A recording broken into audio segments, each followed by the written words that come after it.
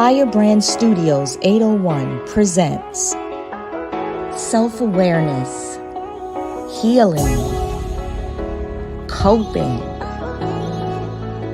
breakthrough, taking back your God-given power. Slayer's Redemption Chronicles personified from bondage to breakthrough. Hosted by Prolific Tay and Tiff.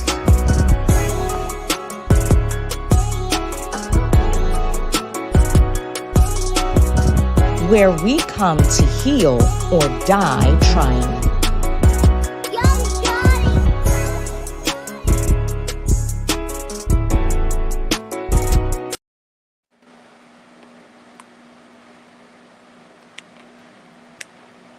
Hello.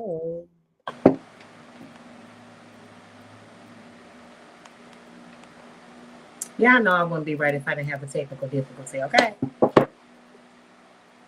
Hello.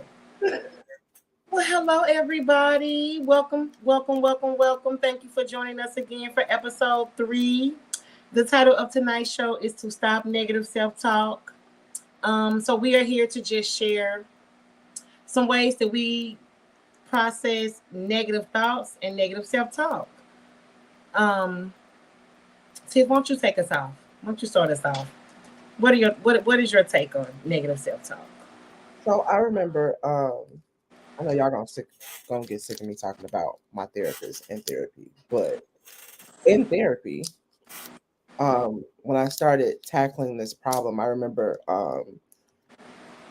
the first therapist I had knew that I was a nerd, and so the way she explained it was, when you get into negative self-talk, you create these neural pathways. And so whenever you hit a situation where you're like that, it takes you to that point where you're starting to talk negative to yourself or think negative thoughts. Mm-hmm. Like your brain takes you down that pathway. And so you start to do all of the things that the behaviors that you've developed over time that come with that, whether it's saying negative things about yourself, thinking negative things about yourself, feeling terrible about yourself. And so when you are combating that, you are essentially creating a new pathway. And so it takes practice. It's not something that goes away overnight. And so even still now, after several years of being in therapy, it's something I still struggle with. And one of the ways I combat it is I will think something negative very commonly. And it's small and it seems stupid, but I will say something like, I hate my life when I'm frustrated. And immediately I have to go, I don't hate my life. I'm just really inconvenienced by this situation. You literally have to replace it simultaneously with a positive thought. And it's funny that you say a neural pathway. So we all know that neurons is what lives in the brain. And it's like it's something that is embedded in you for your brain to make a pathway for just intrusive thoughts and negative thoughts. That the talk starts with a thought for me. Because I have not only negative self-talk, but very intrusive thoughts, negative thoughts, like catastrophic shit. Like I can see myself, like, envision myself being positive, like flourishing into the woman that I desire to be, and then I see myself get hit by a bus. Like in my mind. And then I instantly go to prayer, like, because that's my weapon. I go to prayer and I rebuke that thought back to the pits of hell. I say beautiful things about myself. I speak life into myself. But I've noticed over the past 2.5 years, coming out of the relationship that I was recently in, that my negative self-talk and thoughts have become a bit overbearing. Just overbearing. And that's what made me insert this episode versus the original episode that I had was identifying the cycle. So I know that for me, I have to constantly remind myself how powerful I am, how strong I am in spite of the circumstances. And I like to say affirmations to myself. I am strong, I am creative, I'm beautiful, I'm powerful. even though I may not feel it at the moment when I say it, but it helps to ease those thoughts that I have. And then I'll say it out of my mouth. Like a bad thing that I have for myself is just taking like I come from a place where we shoot the dozens, right? Like I grew up in a culture where we joan. It's called joning and shoot the dozen. So my defense mechanism would be at times to take a shot at myself before anybody else can. You know what I'm saying? And I noticed that I did a lot of that lately with speaking negatively of myself, my physical appearance, even my work ethic at times. And I'm working thoroughly to get through it. I know that therapy is something that I really need to tap into. I need to tap into it. I do. Because oftentimes it's because it's really the negative self-talk is really rooted in shame. And oftentimes we shame ourselves for not being able to perform at a certain standard or show up a certain way. Yeah. That is either outside of our norm or is not something that we're comfortable with. And so a lot of the times, like it's like a part of this is acceptance, right? It's like being realistic with yourself about where you're at. It doesn't mean you can't get where you want to be, but accepting yourself for where you're at right now, who you are right now. Yeah. Important. Yes. Shamika says negative self-talk also comes from our parents. Telling kids they're stupid, dumbasses, ugly, or just like your daddy. For me, my mom called us bitches all the time. So that became a norm. I can piggyback off of that. My mother used to, when she would get upset, she would used to be worried. She definitely would. And it wasn't until I was pregnant with my son that I said it back to her. And when I said it back to her, she never called us that again. It was very disrespectful. It hurt me to say it to my mother, of course. And I believe that with me being pregnant, it's probably what saved me from getting my ass tossed around and touched every part of the room and turned every way but loose. But I was pregnant with my son, and I know my hormones, and I was emotional. That played a part in it. But for me, I just always felt left out. I always felt like I was the fat, ugly little sister. You know what I mean? So if I felt like I come from a place like my sister is gorgeous. So you know what I'm saying? I felt like I had to be extra real or extra smart or extra down to earth. You know what I had to work other things other than my natural beauty. You know what I mean? And then it goes into a place of like I was born into a situation of infidelity, so I dealt with rejection early on. You know what I mean? And I've always had aspirations and dreams of doing great things, being this is one platform that I've always wanted to do. And I've always felt like the people that I was connected to, they didn't believe in me. So therefore, I wouldn't believe in myself. It took me a long time to get to this place here where I'm at today. And even still, like I still go through all the emotions. Like even today, leading up to going live, leading up to this show, I still go through the emotions. But I want to share this to say that I've gotten better with the negative self-talk. Like even 2 weeks ago, I was taking shots at myself and my physical appearance. I always had something negative to say about myself as to what I did. Like I would think certain things, but I wouldn't let it come out of my mouth. I really had to just sit back and take two and just stop. I had to find a process to where I wouldn't just always take shots at myself. And I had to disconnect from certain people as well. Right. I was just gonna add, and to both of y'all's point, you really are combating years and years and years and years of stuff that you've been hearing, and trying to shift that narrative in your head. So it's like you got to give yourself some grace. Because like I said, it's like I said earlier, it's not like something that you see the fruits of that labor immediately. Yeah. you really are with each time you change that narrative in your head, you really are planting a seed. And it's gonna take a while for you to be able to see that, to be able to see the fruits of that labor. But it's so worth it. Like you just don't. It is so worth it. And for me, like I can't say that I really grew up in a place where we were talked down bad or called or say things like you're like your father or things like that. My mom did used to be weird when she get mad, but it was more towards people's actions towards me. Well, and It, even outside of the family, even amongst your peers, right? Like you said, when you roasting, even in the joking way and roasting, like when you roasting with people, like you joking, but you yeah, still like I'm still picking apart stuff about you yeah. to roast. So Speaking of, yeah, and for me, I could Joan. yeah, I made sure of it.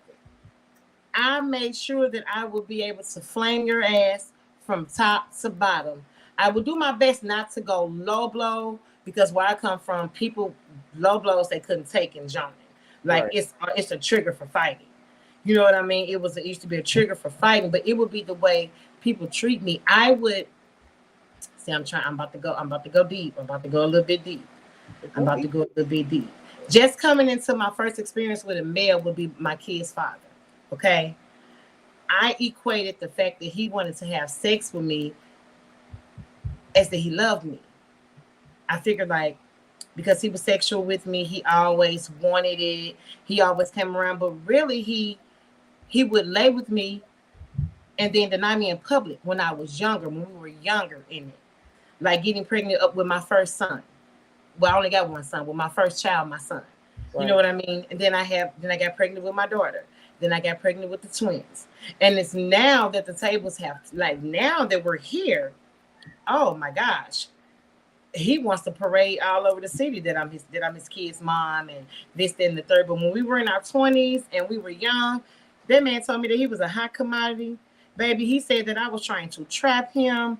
I've been called, even when I would build myself up to have confidence, I've been told before that I'm the most cockiest fat girl he ever met in his life. Good. Absolutely. Indeed. Let's see. We have to break the cycle, even with our children and ourselves. Absolutely. Because I was guilty of it when I got mad with my kids.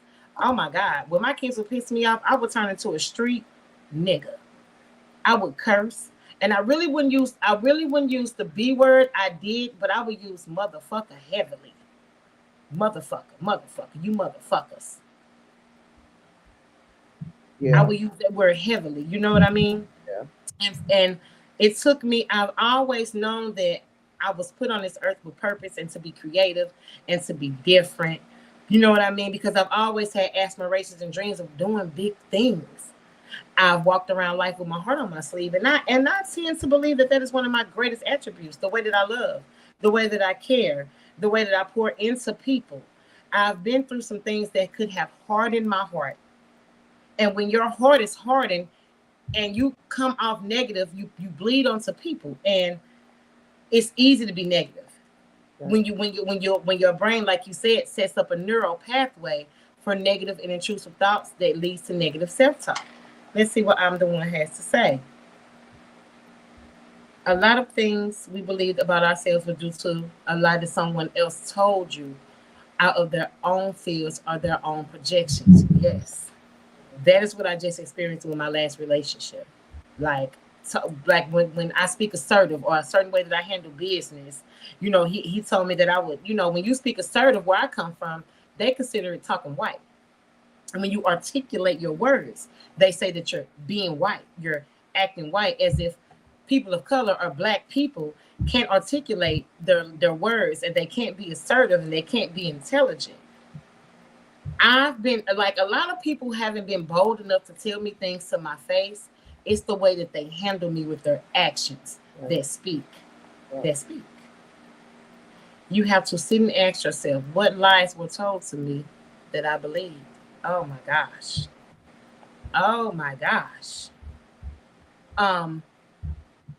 Then Tanya, not you.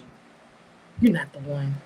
You just need to stay in the cut. You can't. You possibly couldn't. When I had aspirations of being in broadcasting, Like when I was going to school for my major in mass communications and broadcasting, even when I did media broadcasting at EI down in St. Louis and on the landing, I used to get looked at like I was crazy. Like you,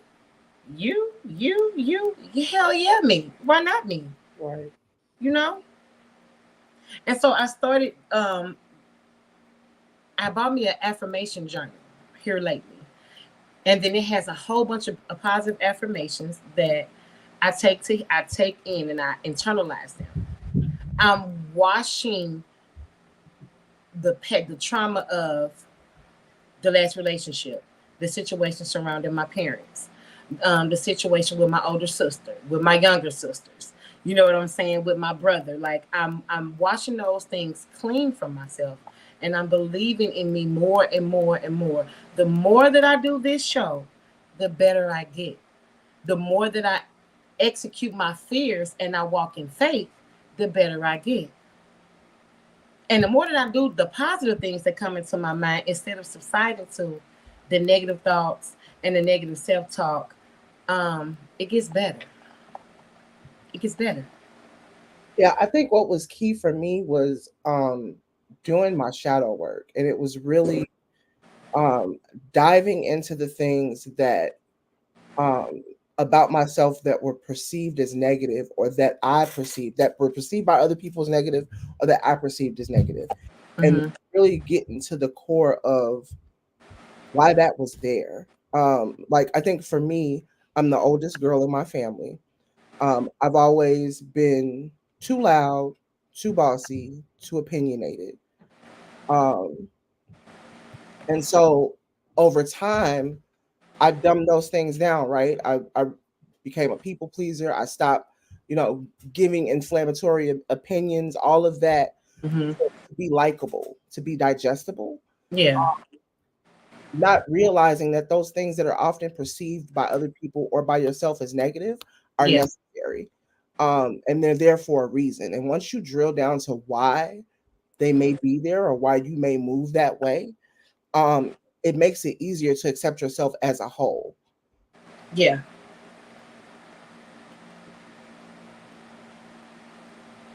I never really talked down on myself, but a lot of people talked about me.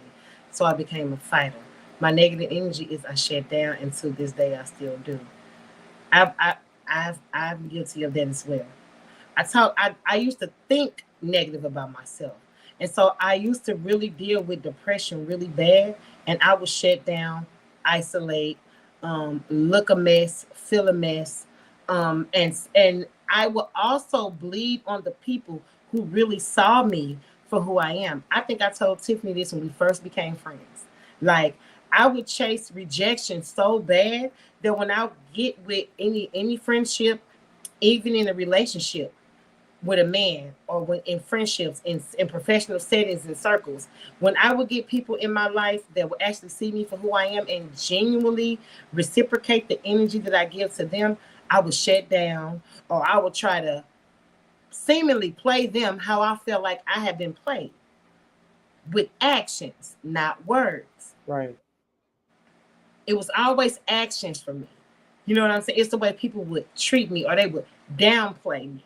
They would downplay an idea. They would downplay my vision. They downplay my life. And like when I felt like I was doing well and thriving, and I'm doing well by my kids, and my kids have something going on, certain family wouldn't even come around me. They wouldn't visit. They wouldn't call. They wouldn't show up. Nothing. But if I ever fell down to any negativity, they were front and center. For my demise, they would take a front row seat.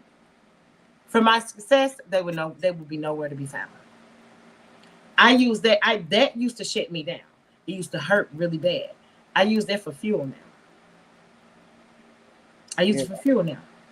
See, I had the opposite problem where um, I had this negative view of myself, but I would always hear about how I showed up for other people and how I was perceived by other people.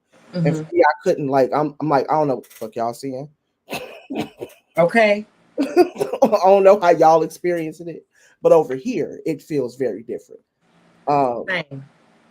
and so, like, I would go out into the world, and I would receive all this love and hear all this praise, and I would come home and be like, okay, but this and this and this and this, and yeah, Yeah. they said this, but this and this. I'm also a Virgo, so that's part of the problem. But still, it just felt like I was living in two different worlds. Same, kind of sort of the same way for me, because like I said, my mother, she never downplayed me. She never called me fat or ugly or you're like your daddy. Like my grandparents didn't either. Like I came from some good stock, Yeah, blessed by my grandparents, you know. But it would be when I would interact, yeah, it would be the boys. yeah, You know what I mean? It would be the boys that, okay, I want to feel on you, I want to squeeze on you, I want to hug on you, but in the corner, in the dark, where no one can see you. No one can see us, see me with you. You know what I mean? right. Okay, Jordan is here. Hey, babe. I've been negatively self-talking for so long that I didn't even realize how much of a roadblock I became for myself. Say that, Jordan. That's where I'm at. That's where I am. Even as recent, this show came about. I just had to do a transition. I had to move, and we were turning in the U-Haul. And we kind of, it was just like the next morning we had to kind of rush out. And me and my friend, we had on like pajamas. I had on a little sundress or whatever, and I put on a hat. And so as I'm going up to the counter to buy, turning in the U-Haul, they're checking it, but it was a store connected to the U-Haul, so I'm purchasing some things. And I made a negative comment about myself, and the cashier was like, "No, honey." She was like, "You're beautiful." She was like, she said, "Your energy is everything." She said, "It's your light." She was like, "Yeah, no, you're good." And in that moment, when I went back outside and I was talking to my friend, when she's on here now, I'm like, I really need to stop taking shots at myself. Like, because it's counterproductive to what I got going on. And me speaking negative of myself, Jordan, I piggyback off that because it definitely is a roadblock. It stops you because you're thinking other people are thinking what you're thinking, and they're not thinking that. Right. They're Yeah. not. Not only that, but it forces you to live in a space of shame. Mhm. And like when you live in that space, you move based off of shame. And that's not how Yeah. you want to move through life. Yeah. Um, I'm sorry. Shame is a huge one for me, especially like when it used to be, especially when it came to the man that I chose to have children with, and the men that I chose to love. You know, and it seems like everything comes back around full circle. You know, it's like, and and let's be clear, because I can hold myself accountable for my actions and own my part in my own shit and not shame myself for it. and not shame myself, because I realized like I had to get over, like, I don't regret loving anyone. I don't regret being my authentic self. So if I regret being my authentic self, then I shame me. I continuously shame me, and then I speak negative about myself, think negative, and it blocks productivity. It Right. blocks opportunity. Because if you're living in shame and failure and negative self-talk, Guilt. you won't walk in rooms that were meant for you to enter. You won't network with people who can seemingly bless your life. Yeah. Um, it's such a hindrance, bro. It's crazy. And then it's like, if you're around people, and if my security and my esteem ruffles your feathers, I used to shrink when that happened. If I would feel confident, or if I'm feeling sexy and beautiful, and I walk in the room and I light it up and I get energy, and the people that I'm with are feeling some type of way, I used to be in them type of circles. Yeah. Even in a family circle like that.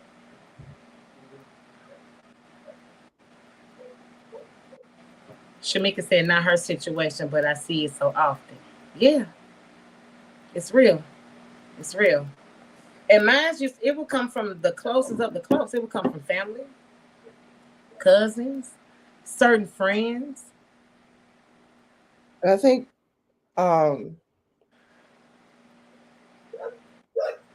reformulate my thought before I let my mouth run. Okay, we're gonna see what Jordan said. You attract, like when you live in that space, you attract that. Yeah. right? Because Yeah. and you don't even realize that. Like you attract that energy. You do. Um, because people who are comfortable in that energy see that they can be around you and you appear to be comfortable in it too. Um, Hmm. and And the so whole time you're dying on the inside. right, You're right. not. You're miserable as fuck on the inside. You're not happy because then you wake up one day and you realize 20 years of your life, 20 years of your freaking life has passed you by. You've had so many failed opportunities because you shut down and shut yourself out to the world and things like that. Jordan said, these past couple of months, I've been making it my mission to work on relearning myself because I feel like I've dimmed my life for so many years to please others. That's where I am at, Jordan. So to speak on relearning myself, and it's interesting because this has also been my mission for the year of relearning myself. Um, and to start that process, my therapist was like, "Okay, so I need you to look at little Tiffany. What was she like? Ooh. What was little Tiffany like before all of the outside interference, Mm-hmm. before all of the external negativity, before all of that, before the Yeah. socialization, before the Mm-hmm. interaction with other, like what were you like then? Because that is your purest, that's the purest form of Form you. of yourself. Yeah. And I of was course so it's gonna be a little different. You know, you didn't live life. We moving around, we growing and yeah, being and as people, but some aspect of that little person is still there. And if yeah. you can get back to that, that's love. And okay, question. In getting back to that, because little Tayon took a whole lot of shit from people. I would take it and just take it and just take it and keep loving and keep pulling on it and keep trying to fix things that I didn't break. And I would really try to make myself lovable for people who really didn't like me. But they would like to be they like my light because I'm a sweetheart, I'm a giving and caring person. You know, I know how to talk. So People attract to me. What? What are you I gonna was say? gonna say it's hard, right? Because there's so much of that as a little person that's out of your control. But that's where it's like it's gonna be a combination of the two. Like, yeah, little Tayon is gonna take and give you grace and love on you and pour out love regardless. But Big Tayon understands the importance of setting boundaries and discernment. Yeah. And so it's marrying the two. You Big know, Tam is very, very much so has adapted to living in survival mode. And Big that's Tam, shift. Yeah, Big Tam is tired of it. yeah. And Big Tam is willing to do the work and go through the shift. Little Tam I saw the world in glitter and love and humanity and harmony. Like I thought that I could change the world. At one point in my life, growing up, I just thought I could change the world just by being a good person. Just by being a good person. Just by being different. You know? So I've came to the realization that I can't get back what I lost. But I've learned that I can look on the inside of me and gain some wholeness and I can retrieve what I've lost and found with the growth because what I refuse to do is live in a world of darkness. I refuse to bleed on the people that God puts in my life to bless me. And I've learned to shut the hell up, Taylor. Shh, just be quiet. Like you can't move with emotions. You can't keep letting people mishandle you, mishandle you inappropriately. Because you have to be careful with what you share with people in your vulnerable state in life. You have to be very careful what you share because people will use that without words. Let's be clear. Yeah. Nonverbal communication is 90% of communication because you can fix your mouth to say anything. But what humans lack is the control of facial expressions, body expressions, gestures, temperament. I can go on and on and on and on and on. But as I learn myself more, and the more that I love on myself, and the more that I follow my heart's desires, it gets easier. I look myself in the mirror and I feel more beautiful Yeah. every day. I'm loving my I'm working on working out and eating different and more healthy, but I love my food, but baby, I get sick of it because it's uncomfortable, and that is something that I have to change. But I love me. You know what somebody else said? I think they said it. You said it to me. You think the things that you think about yourself, would you let somebody else say them to Oh you? yeah. Hell no. Yeah. I wouldn't let somebody talk the way I used to talk to myself.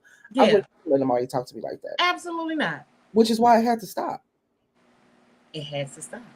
It has to stop. That's why I say for me, it was more action based. Because Yeah. don't be too quick to say some shit out the side of your neck to me about me. And like I said, I can jump, baby. Frightened. But see, I feel like Real quick. I feel like the actions are more about boundaries.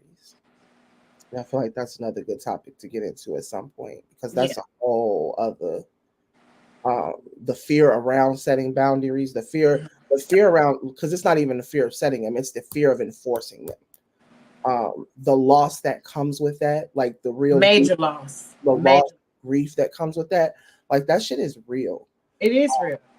And it's a lot of times why we don't set them, because you're not ready to grapple with that.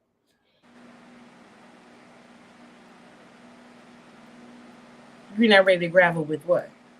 The consequences of it, The consequences of you setting healthy boundaries. of enforcing the boundaries, because you Setting can healthy set them all boundaries. day. You can set them, but to actually implement them and enforce them Yeah. is something different. Absolutely. Yeah. Absolutely. Because I definitely used to have it really bad with taking other people's situations on and being empathetic, where instead of putting empathy, there should have been a boundary. Yep. It should have been a boundary. Because You I know can what empathize with you, but I can also be like, there's only so much I can do, Yeah, without putting myself in a fucked up position. absolutely. Absolutely. So for me, and like I said, I will say it over and over again, just for me actually starting this platform and getting to this point is really life shifting for me.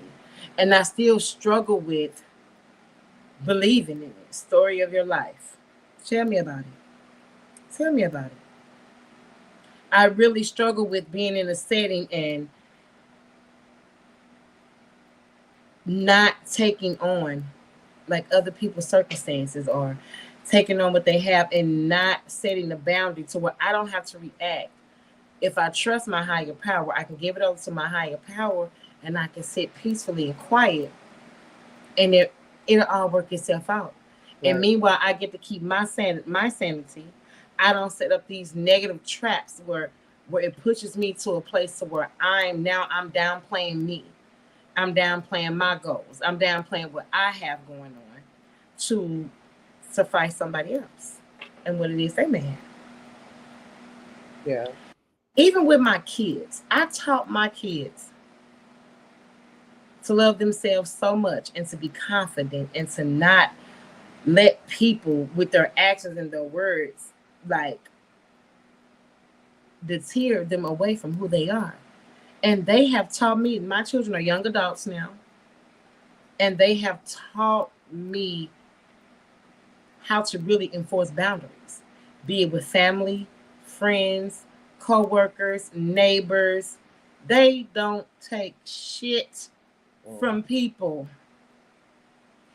Oh, that's the one for it. And do you know superhero is a major self-defeating behavior? Mhm. Right along with people pleasing. I was so big at people pleasing. Yep. I definitely thought that it would solidify their love for me. If I'm there for you, I'm down for you. How could you not love me? Mhm. But the thing about it is, people love structure, and the people who really love you, they want to see you shine bright. I had to learn that people who love you, they don't gatekeep, they don't say sly shit to you in a joking manner, where it knows it triggers, like I made a mistake and said something that triggered an emotion in a close friend of mine who I really love, who's always been there for me, you know, and recently. And I said it because I was sitting in some of my own personal shit that they have been crazy. I have been dealing with a lot.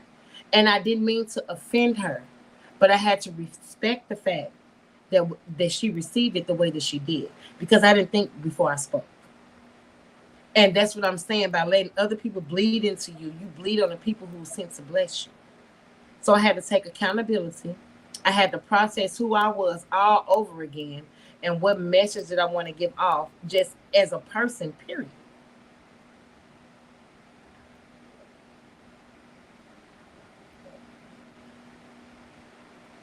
Ooh. Ooh. Yeah, I did that big time in my family. I would buy you this, give you that. It didn't matter. Do you think I received reciprocity? I didn't.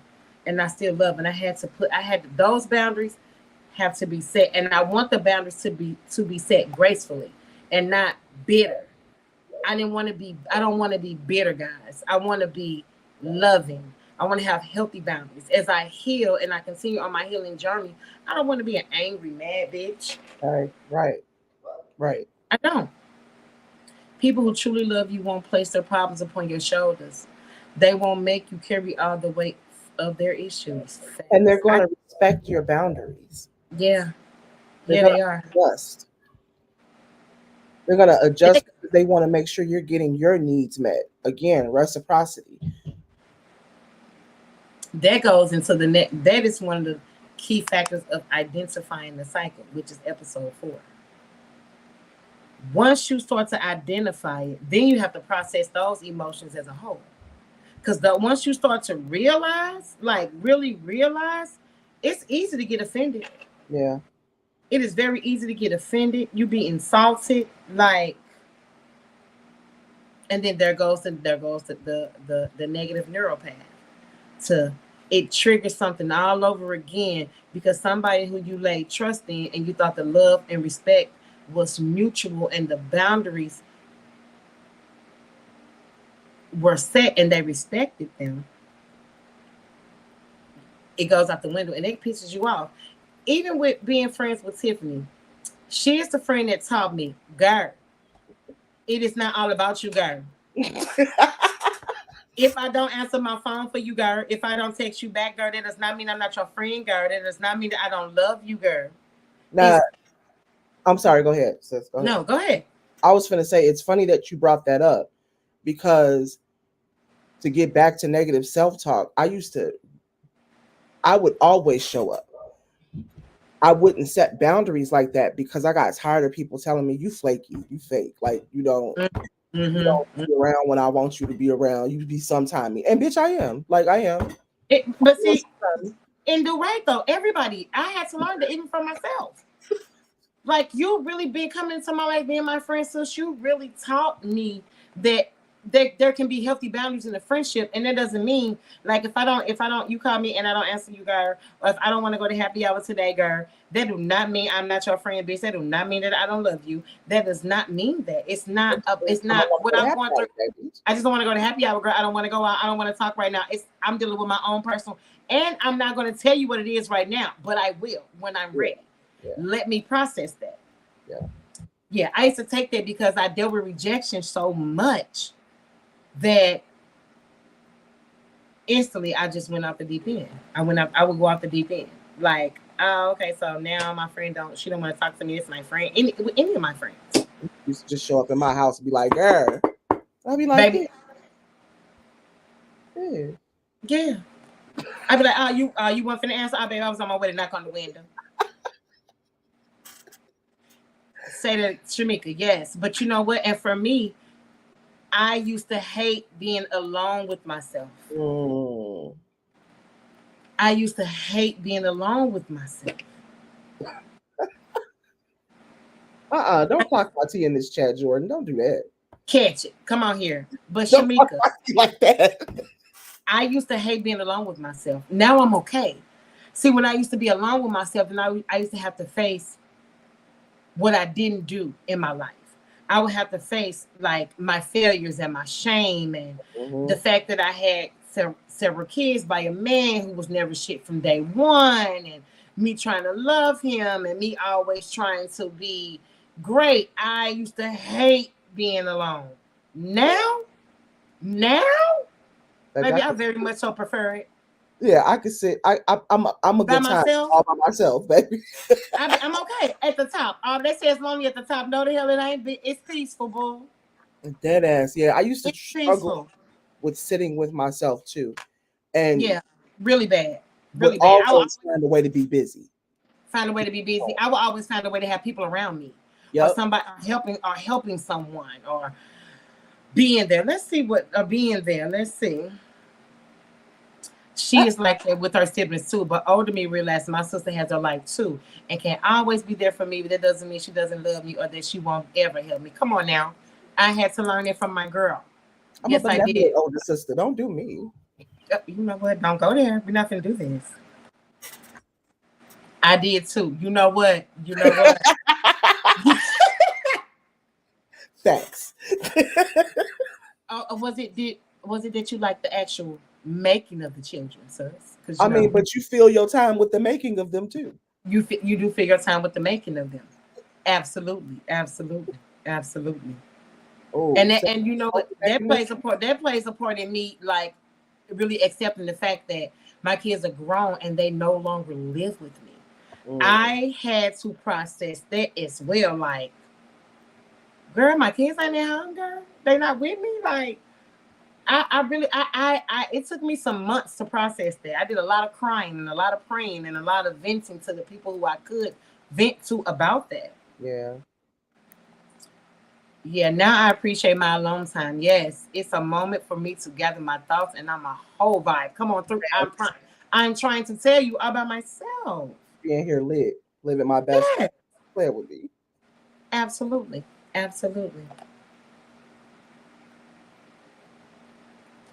Nah, I just didn't want to be lonely. My kids won't leave me. Yeah. My kids won't leave me either. But then they get to a point where they have their own lives. Like, I really had to trans. Like, when my son, like, when he had, like, his girlfriend got pregnant, his girlfriend at the time, my granddaughter's mother, when she got pregnant and I saw him being a good man to her and like his time being occupied, like I wasn't his number one girl anymore. I got a little bit of jealous about that. I did. I was jealous, but at the same time, I know that I can't live my life through my children. Right. And they can't live their life through me. He has to grow. He has to be a man. I want him to be a good man. I want him to be a good father. You know, so even with it's just like, yeah, my kids will never leave me, but they do get grown and they do live their lives. Yeah. And so there was something for me. I can't focus on them. The transition for me not to be able to make their doctor's appointments and not always up in their business, not know their everyday moves was a lot. And I still have to catch myself, especially with my babies, those 20-year-olds. Yeah, I still have to catch myself from always being in their damn business and trying to keep up with them and ask them, are you going to the doctor? Are you making the appointment? You know, my 22-year-old still think I can make her doctor's appointments and shit. I can't call them people for you, girl. I can't. They won't allow me to unless we're going to deem you incompetent. Then I need to check. You're going to leave sis alone. Girl, sis beg too much, but that's a whole nother show.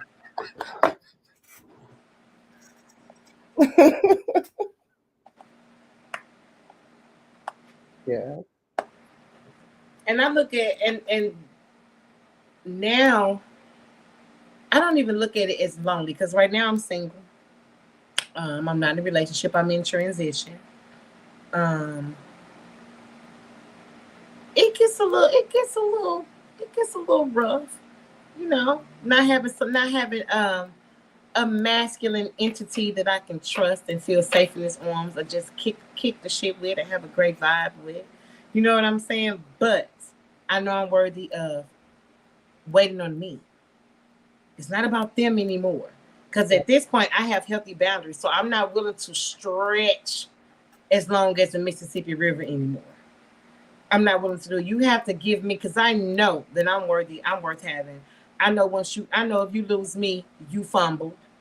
I'm not saying that it's a whole bunch of great women out here, but if you encounter me and I love you wholeheartedly and you fuck that up and you lose me, sorry for the curse words today, but that's where I'm at with it. And you mess that up, you fumble. Right. You fumble. And it shows because they all come back full circle. But I'm not the same Tayon.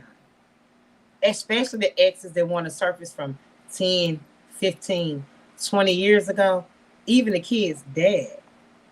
I'm not, and I struggle with that hard to the point where I would look at him and be like, I still feel like this little girl. I still feel like this little girl when I'm around you. Like I had to really process and count, like engaging with him and not letting him talk at me. He had a really bad habit of talking at me or trying to downplay me. Because sometimes when you grow inside, when you grow from things, it intimidates people because they know that version of you only it served them. Yep. And the new version and the version of your growth and your healing doesn't serve them anymore. Because that's when you recognize that they're still where they're at mentally. And you're doing the work to grow and not become bitter. I went through some shit that I've seen women go through, and I love my LBGTQ plus community. I love y'all so much. I do. But I've seen women turn to other women because of what they went through with the man. Well, we accepted. So I had come on, girl. Come on. Come on. Because it's not because of the men. It's just finally getting to a place where you acknowledge what's real. A lot of women, they take that from men and they be in relationship with men because that's the right thing to do as a woman. That's how we're socialized to move. That's what you're supposed to do. That's always the end goal. A lot of them women, it ain't because they've been hurt by men. It's just that, okay, like I've been bullshitting. I've been playing with myself. And I'm not saying for all of them. There are, of course, people who are like, I've been hurt. I'm going over to the other side. But because even when they go to the other side, they don't leave. They take the penis with them. I mean, that just means that they was always to be going into anyway. Say it again, babe. That just means that they was already doing. They always wanted some coochie anyway. They was a little vicarious. They always wanted some for JJ anyway. But baby, that silicone, that strap is something that happens regularly in the bedroom, and so that comes from a man. And that's all I'm saying. But that's penetration, liking penetration and liking men are not mutually. They don't go together. Like I can like being. I disagree. That don't mean I like men. Fingers penetrate. Everybody got a finger. In what way? Tickling? What does a finger do, Tiffany? I mean, for you, a finger may not do something. For the next bitch, a finger may be all she needs. Everybody coochie don't operate the same way. Okay. That's just like for you, penetration might be the be all end all. For the next bitch, she like, I can take it or leave it. Give me my head. Like everybody. Yeah, I'm not willing to subside to. I'm not willing to lay it down by the river bank. I'm not willing to do it, and I'm not, and I won't. Hey, love. Hey. Yeah, because I could never switch up and date women because I can't find a good man, baby. Let's talk about why you could never date women. We're not going. No, we're not. No, disregard Jordan. Disregard. He ain't never buy nothing. I'm gonna need that pipe after them fingers and that head, boo. I'm trying to let you know. I'm trying to let you know. And no, that's why I don't really want to get into this because I'm not trying to get canceled before I get out here because I love everybody. I don't want the community coming for me at all. I have a lesbian daughter and I love her with everything, every fiber of my being. Do you understand me? For who she is, not for who she's with. Or anything. The other thing is not all lesbians use straps, girl. Not everybody wants to be penetrated. So like it's different. So they be scissoring. Bitch, of course you have not scissored. I was about to say, okay, but I haven't scissored, baby. No, listen, I haven't. Baby, don't. Seems like a whole lot of work to me. Hey, it can't be no more work than what you're doing already with a nigga. Baby, I don't see how, but we not going there. I love y'all. I love everybody. I was about to say because this is a lot of work to me. That neck. Ghetto. Baby, but see, I don't even know what you're doing all that for because it's not even in that. Baby, it's not even in this. It's in the muscle. It's in the throat, baby. Oh, you're doing too much doing all this anyway. But that's another. This is a topic for Frequency Fridays to be announced. We're not. Let's bring it back in. Let's bring it back in. Hold on. I'm dead, Jordan. Shut the fuck up. Baby, Jordan, you know what? Period. Y'all gonna let the lesbians live their life and do what they want to do. I'm talking about live their best life and love and be whole. But they leaving all the pipe out here for you anyway. They don't want it. Yeah. I promise you they don't. They don't. The one, you know what? Everybody's situation and scenario is different. Everybody's version of love is different. You know what I mean? Because you're not doing it right. Yeah, because I don't know what that. So we already know Tiffany ain't. Oh, baby, I ain't never had no complaints, but that's another topic for another day. All I'm saying is you doing the same. Since you do it like this, you riding on the pipe, you doing all kinds of work for that nigga. It's work on both sides. I'm just saying. It is not. I cannot. Unless you just laying there like a fish. I don't know how y'all get down. Nah, baby. No one's laying there like work, baby. It's still a lump on the log, but I cannot see that there's more. Scissoring is some. I feel like that is some work, baby. It's work all the same on each side, baby. It's just the work look a little different. Okay, y'all. You know what? Flip. Game over. It's over with. You know what? I'm not finna play with y'all on here today. I'm not finna play with y'all on here today. I'm not. You know what, Nicole? Right. Nicole. We don't get tired. You better tell them. But you riding it. That's work, baby. That's work. That's the work. That's the work, real baby. Work, though. That's work. But it's effortless. It's still work. Scissoring sounds like it would be very painful. I feel like I would get a Charlie horse. I would get stuck. Y'all are so vanilla. You know what? No, you didn't. Girl. Lord. Girl. Tiffany, you know what? We're not finna go there because you're queer.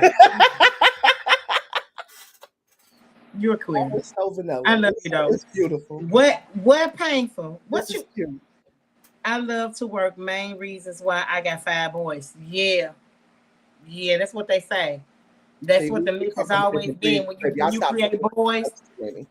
Because Tiffany got 3 boys. I stopped at 3. Y'all can keep it. I got 1 and 3 girls. But then I got because Marina's like a bonus son. She's like a son daughter. She's like an Uncle T. You know. Don't do Marina. Sis is an Uncle T. You're gonna stop playing with them. Sis is an Uncle T. I love my baby girl. Marina thinks she mine. Thank you, Shamika. Well, wait a minute. Thank you, Shamika. Like, Lord. Wait. You know what? Thank you. I love all the positivity here. I'm loving this. I'm really liking where this is going. Okay. Shamika got 4 boys. London got 7 boys and 1 girl. Baby, what I was doing? I was getting towed up, turned every way but loose. You hear me? Baby, getting turned every way but loose because I got 3 daughters and 1 son. You hear me? All I wanted was 1 daughter. And baby, I know I put the work in, so I ain't finna, and that's me speaking positively to myself. Baby, I'm gonna do this. Baby, I know I was throwing that ass in a full circle, baby. No, I was not, Nicole. I'm with Shamika. Not too much on the community there. Not too much. I love, baby. You know I love them. And sis is the Uncle T. I wish you gone in and tune in, baby, because Marina knows she thinks she's my kid's father. She thinks she's my baby daddy. She thinks she's my son's big brother. I'm trying to tell you. You're gonna leave her alone. She's just protective of her family. Baby, I love who she is, baby. And she is who she is. She flourishes and blossoms who she is because of the love of her mother, baby. I love her. And don't play no motherfucking games either. About her and nothing at all. And she fine as hell, might I add. I'm not gonna play with y'all. I love y'all for this.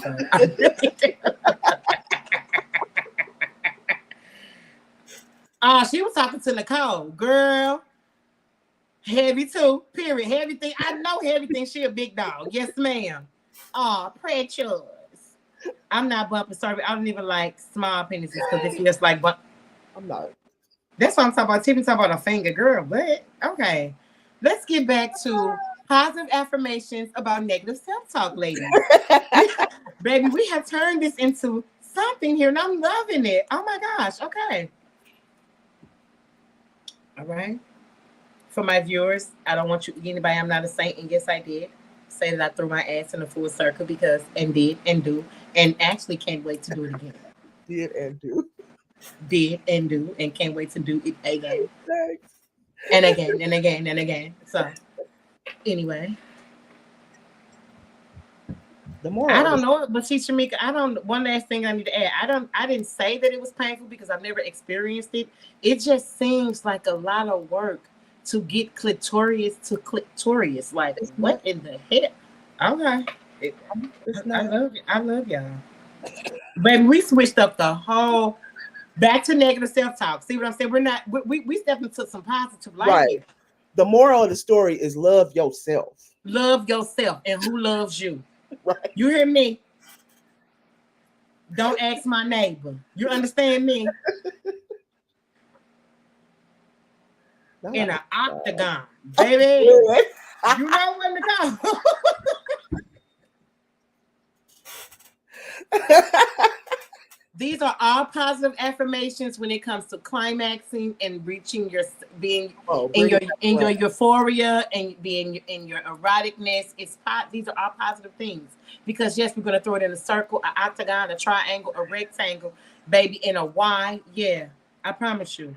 Not an octagon, baby. I'm gonna have to work on that with my next man, baby. I'm gonna give that a whirl. About to go practice right damn now.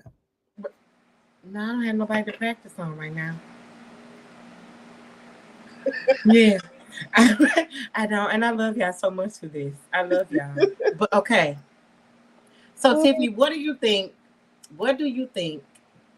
Like your very first step was? I know therapy was one, but when you had to address it and move it forward, like the negative self-talk, like how was that process for you? What did it look like?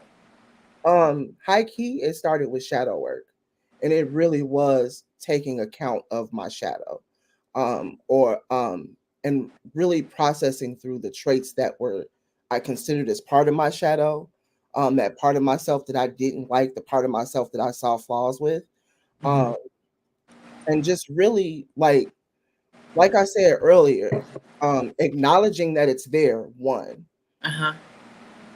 digging deep to figure out why those things are there, and then coming to terms with whether I still needed them or not. A lot of that shit that I was carrying, I didn't need anymore. It was no longer serving me. So the things that no longer served me, I worked them out in my life. The things that I felt that were just, this is a part of who I am. This is who I am. I honored that because those things are there for a reason. For example, I have a control problem. I not like to not be in control and really try to stay out of situations where I have no control. That's not realistic. So oftentimes I am in situations where I don't have control. But I said all that to say, well, that was one of the things that was like, okay, like this control thing, right? It was one of the things where it's like, okay, this is here for a reason. It's here because I'm anxious. I'm an anxious person. I don't like the unknown. I don't like not knowing. And so control helps me to ease my anxiety. But I had to take the negative parts of that control, right? I don't need control over the kids to feel like they're safe. I don't need to know everywhere that they are at all times to feel like they're safe. I don't need to know every little thing that they're doing to feel like they're safe. That's a part of my transition with me seemingly being an empty nester. You know what I mean? Even though I'm in transition, I've transitioned. You know, it plays a major part. I had to let that control go. So it would show up by me interrogating them, right? And asking them all these questions and making them like, you're going to sit and you're going to talk to me and we're going to work through this because I need to know what's going on. Whereas now it's like, okay, I acknowledge that about myself and I've been able to let go of that behavior with them. And like, I still do little small shit. Like I know where I got everybody's location except for that oldest one. We're gonna work on him. But that's what I'm just saying with going back to Uncle T. So she wouldn't give me. She was the big dog. She just gave me that location a month ago. At least you got it, sis. It took me forever though. I had all my other children's location. She didn't want to give me hers, but I digress. This nigga could be upstairs. I don't know. You know. But see, that plays a part into him being your oldest. So a lot of things that we grew through, they went through with us. Oh yeah. They went through with us. Yep. Yes. I often say that kid grew up with me. They went through it with us, you know. And for me, I've had to learn how to navigate through emotional intelligence. Like that played a major part. That played a major part in where I am now. Let's see. Expressing and communicating my issues because I've conditioned so long not to, so it makes it hard for me to really feel comfortable with talking to a therapist. You know what Tiffany told me? That's your sister.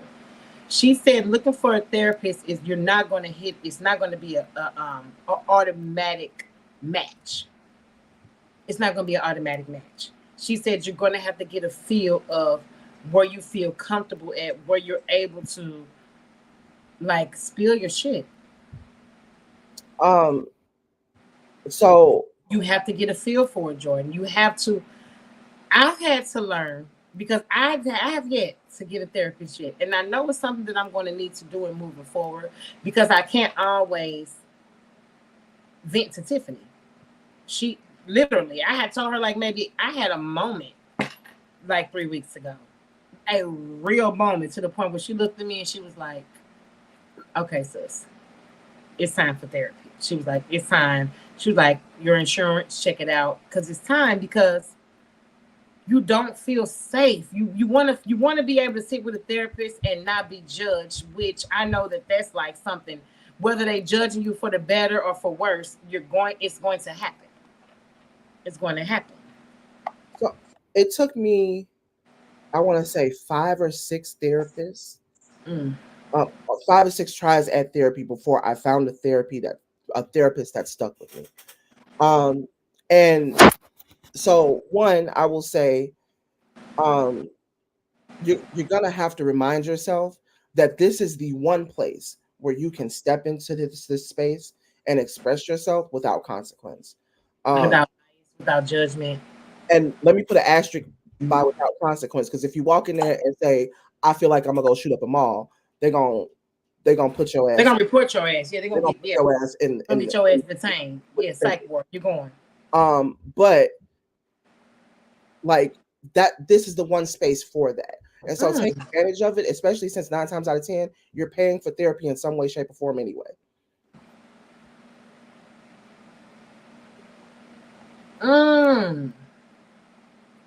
Jordan, that's deep right there. So it's like venting to yourself is like you're not dumping it in a place. It's like you're still dumping it on yourself. I so can relate to that. I do that a lot too. I do too. And even journaling is a form of that, right? Like you're just, because it's just sometimes you just need to get it out of you. It doesn't matter where it goes, whether it's on paper, whether it's out in the air, in the universe. Yeah. Sometimes it just has to come out of your head. That's how we related, because it just got to come out of my head and it got to go somewhere else. And sometimes that back and forth with myself, that conversation with myself is sometimes all I need. Yeah. And it's crazy because they say that it's okay to talk to yourself, but you're deemed crazy if you answer yourself. Now, I don't believe that anymore. I used to believe that. But me talking to myself, I answer myself too. Shit, I've been talking and answering myself forever. So I answer myself at this point. I literally give whole answers back to myself.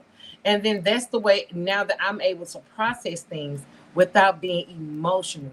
Because for me, if I go through something with the wrong emotion attached to a situation, it doesn't work out well. Yeah. And sometimes you just got to talk to the realest nigga in the room, which is yourself. Which is myself. Yeah, absolutely. Absolutely. And then you know, That's a lot of times that's why I go into the actions of it. Because even though I would deem myself as being secure and I love myself, and you couldn't say the things to me that I would say to myself that I would think. The men that I chose to be with spoke volumes on how I felt about myself, especially after they showed me their hand, they showed me who they were, and I stayed. And I still wanted to be with them. I still wanted to love them. Oh, I still wanted to fix them. Oh, baby, you talking about a bitch who thought that her love and her good woo wop bop bop woo da, baby could heal a nation and would heal him and make him want to breathe and inhale prosperity and success and healing, and we hold each other up and we become the next power couple and we get this money and we take care of these kids. Wrong man, wrong time. And baby, I am not God. And as much as I love him, and much as I give him the best, some of the best woosah he'll ever have in his life, still, and I'm standing on business on that one, it's not gonna work. It doesn't work. You can't make some shit happen for somebody that they don't want for themselves. Yeah. Or that they don't see for themselves. One, it's not your place.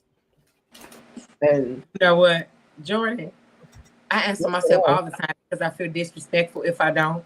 Like, how you not gonna answer a real nigga? How you not now? That makes sense to me now. Yeah. That makes sense to me. Cause I be just so girl, I be in the shower, I be just to talk, especially if I get in there trying to process a situation where somebody really had me effed up at the gate, and I'm in there, baby. Yes, I'm talking and answering. I'm having the conversation. You hear me? I'm having the conversation. Yeah. Well, I feel like we got some good dialogue here today. we got a little bit off track, but it was fun. It was fun, and it was informative as well. It was very fun. I'm going to wrap this episode up, episode 3 of Stop Negative Self-Talk. And what I will leave with you guys is, if you're still working in that, as I've been working on it, and you wanted to get better, start journaling. Even if you have to take and put post-its on your mirror, whatever you got to do to stop intrusive negative thoughts, which leads to negative self-talk, you do the work because you're worth it. You have to handle your scandal. You have to love on you because you're worth it. You're here. You see, God does his big one every day and wake you up. With the times that we're seeing and our age group, I don't know everybody's age range on here, but I'm 41 years old, baby. And I've been seeing a lot of people close to me, they pass away from illnesses or depression, and they don't take care of themselves. And Viola Davis said something. I listen to Pep Talk. I listen to it quite often every morning. And she said, one place where people gather full of purpose who never, ever let it flourish is the graveyard. Oh. One major wish, another thing that she said, one wish of the dying or the elderly and the ill is that they didn't live enough. They didn't live in the moment. They didn't take risk. They stayed stuck. Don't stay stuck. Love yourself. Speak life into yourself. Speak positivity to yourself. Slay that shit. Because that's what we're here to do. We're here to slay. And I delayed I postponed my show last week. This show was supposed to be last week, so I'm going to run it back next Wednesday. So I will be here same time, same place, same grace, baby. I love y'all. And until next time, see you later.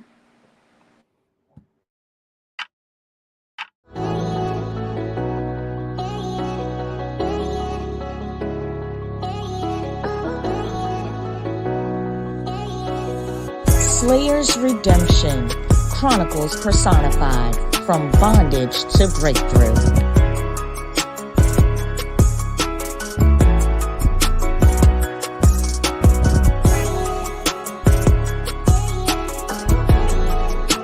Special thanks to this week's sponsors. Find us on our social media page.